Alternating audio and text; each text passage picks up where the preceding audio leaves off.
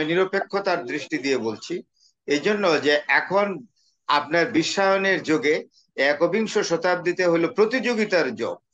সুতরাং আপনাকে অবশ্যই প্রতিযোগিতায় নামতে হবে সর্বক্ষেত্রে, ব্যবসা বাণিজ্য প্রশাসন সর্বক্ষেত্রে আপনাকে প্রতিযোগিতায় নামতে হবে।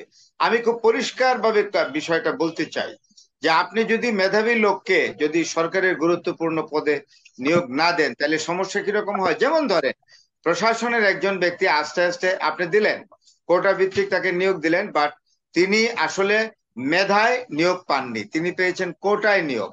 এই কোটায় নিয়োগের ফলে তার মেধার খামতি ছিল বলেই কোটার আশ্রয়ে কোটা ভিত্তিক ওনাকে নিয়োগ পেতে পেয়েছে।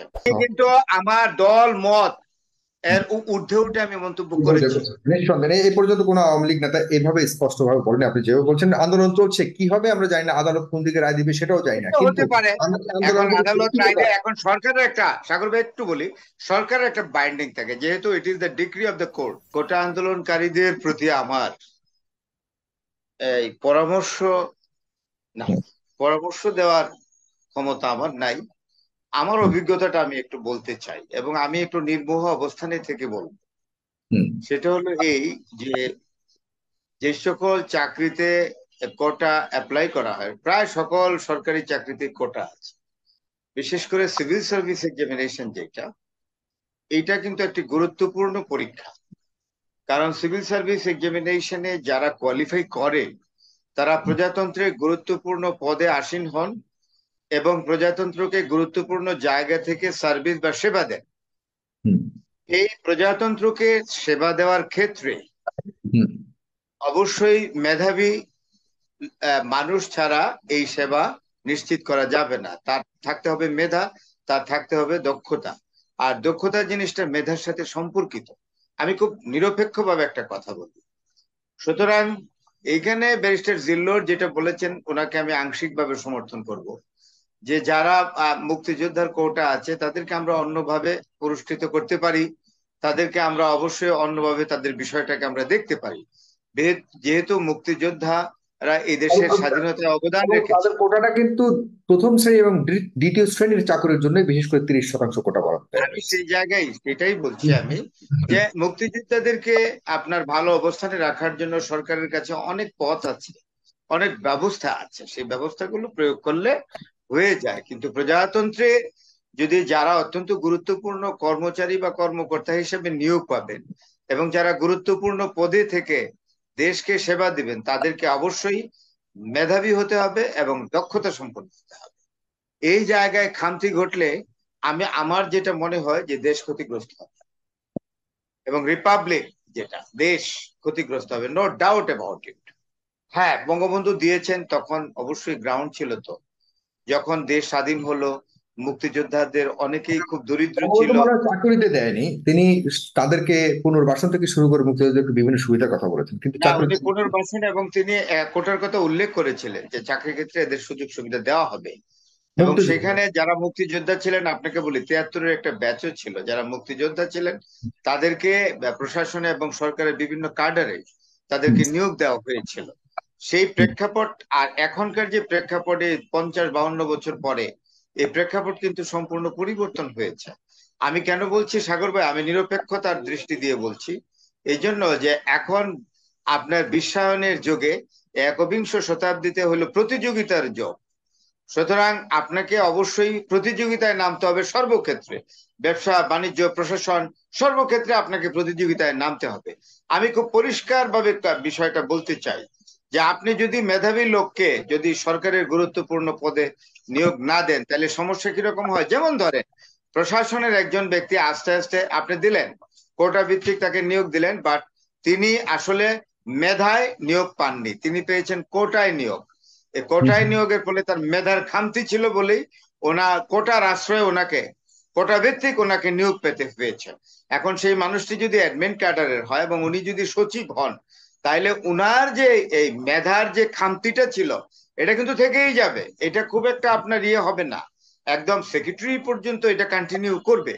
এবং এই অভিজ্ঞতা আমারও স্পষ্ট, মানে আমার সুযোগ হয়েছে, I have the opportunity still today exactly to participate so many seminars and meetings of the government. সেখানে আমি দেখেছি যে ধরেন একজন সচিব তার যে কাউন্টার পার্ট আছে, আমি বেশি দূরে যাব না, ফ্র্যাঙ্কলি হুম বলি, আমি ইউরোপের কোনো দেশে যাচ্ছি না, আমেরিকায়ও যাচ্ছি না, আমি যাচ্ছি প্রতিবেশী রাষ্ট্র ভারতে। একজন প্রতিবেশী রাষ্ট্রের, আমি সরাসরি বলি, এতে অন্যান্যরা যারা অনেক সিভিল সার্ভেন্ট আছেন নাখুশ হতে পারে, নাখুশ হলেও আমার কিছু করার নাই, বিকজ সত্য যে বড়ই কঠিন এটা বলতে হবে।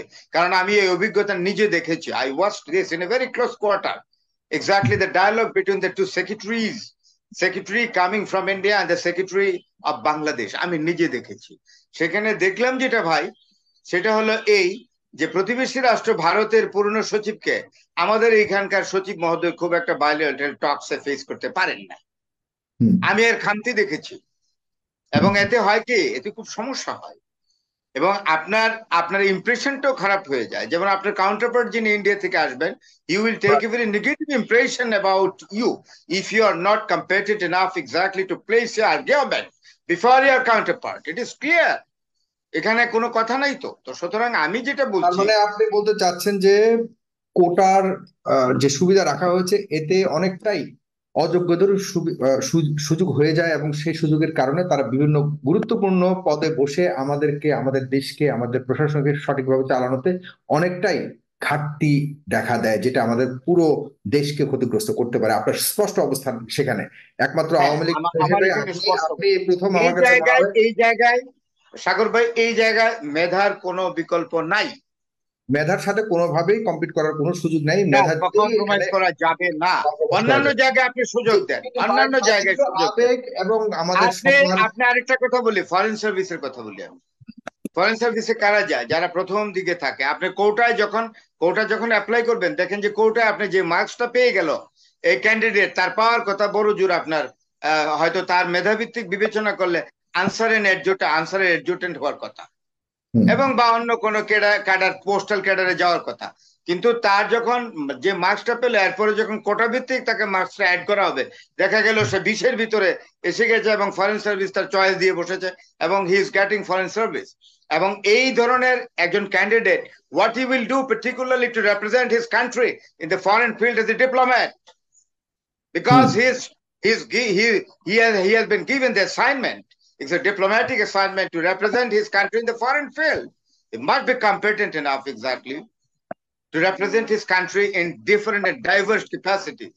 It is a fact. Right, right, very much true. পরিষ্কার করলাম। না হলে পুরো দেশ আমি ক্ষতিগ্রস্ত হবে। কিন্তু আমার দল মত এর ঊর্ধ্বে উঠে আমি মন্তব্য করেছি।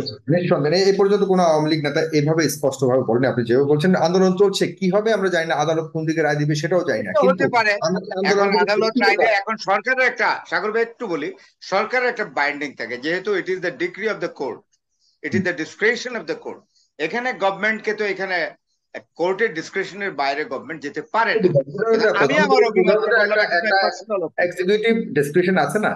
আর সেখানে তো আপনি যে জায়গা থেকে কথাগুলো বলছেন, সেখানে যদি সরকারের কোনো না কোনো একটা ভিউ না থাকে, based on the situation that you mention right now, the practical situation, এইটার উপরে ভিত্তি করে কতটা আসলে সরকারকেও এখানে ইন্টারভিন করা উচিত অনুচিত সে প্রশ্ন তো রয়ে গেল। কিন্তু পাশাপাশি আমি আপনার কাছে যেটা জানতে চাই সেটি হলো যে তাহলে আপনি আপনার স্পষ্ট মতামত যে কোটাটাকে বাতিল করা হোক, মেধা ভিত্তিতেই যে কেউ যেন তার স্ব স্ব স্থানে যে যেতে পারে। কোটা, যে ভিত্তিতে কোটা পাচ্ছে তাকে আমরা অন্যভাবে পুরস্কৃত করি, এই জায়গায় না, হ্যাঁ, এই অন্যভাবে জায়গায় ঠিক। প্রশ্ন করি, কিন্তু কিন্তু কোটা দিয়ে কোনো সুযোগ দিয়ে যেন কোনোভাবে আপনার মেধার সাথে কোনো বা একটা মুখোমুখি অবস্থানে না যায়, সেটাই আপনি চাচ্ছেন, একদম স্পষ্ট।